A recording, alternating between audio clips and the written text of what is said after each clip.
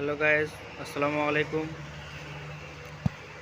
আমি আজকে নিয়ে আসছি সিডি গাড়ি ক্লাসের বুশ। আপনারা সকলেই দেখতে পাচ্ছেন যে এটা হচ্ছে ক্লাসের বুশ। এই যে বুশটা অনেকটা খায় গেছে, আমি দেখতে পাচ্ছেন অনেকটা গর্ত হয়ে গেছে। তো এটাকে নিয়ে অনেকজনে টেনশন করে যে এটা কীভাবে সমাধান হবে। হ্যাঁ, যে ওয়ার্লিং করব না কি করব, কীভাবে এই গর্তটা পূরণ করব। তো আমি আজকে দেখাবো যে এই সমস্যাটা কীভাবে সমাধান করবেন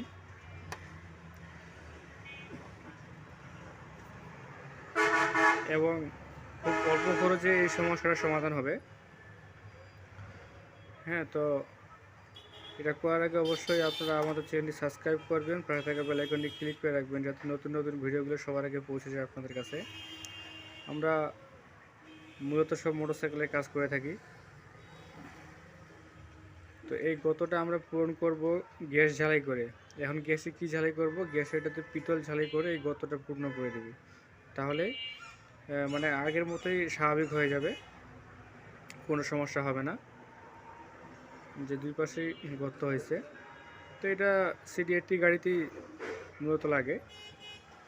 তো এটাকে নিয়ে চিন্তা করার কোনো কারণ নেই। তো আপনারা দেখেন গ্যাস ঝালাই করে নিয়ে আসতেছি, আর আমাদের কাছে গ্যাস ঝালা নাই, গ্যাস ঝালাই একটু বাইরে থেকে করে নিয়ে আসতে হয়। তো আপনারা দেখেন যে গ্যাস ঝালাই করে নিয়ে আসে, তারপর আমি দেখাচ্ছি। তো গাইস, আমরা একটা গ্যাস ঝালাই করে নিয়ে আসছি। এই যে আপনারা দেখতে পাচ্ছেন যে এটা পিতল গ্যাস করছি।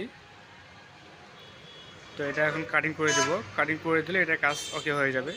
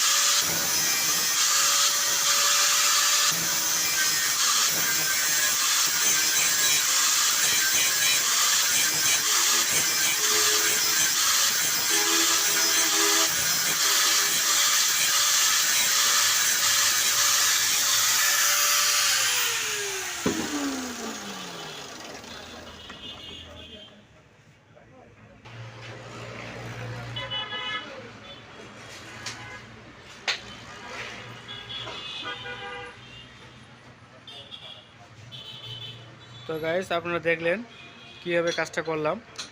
তো আপনারা যে যেখানে কাজ করেন না কেন, এই কাজটা করলে অবশ্যই আপনারা পিতলের গ্যাস করবেন। পিতল দিয়ে গ্যাস করে নিলে এই সমস্যাটার রেজাল্ট অনেক ভালো পাওয়া যায় এবং কি সমস্যাটার সমাধান হয়ে যাবে।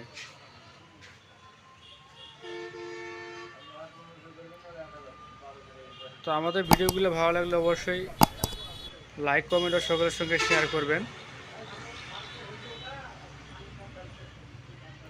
ধন্যবাদ।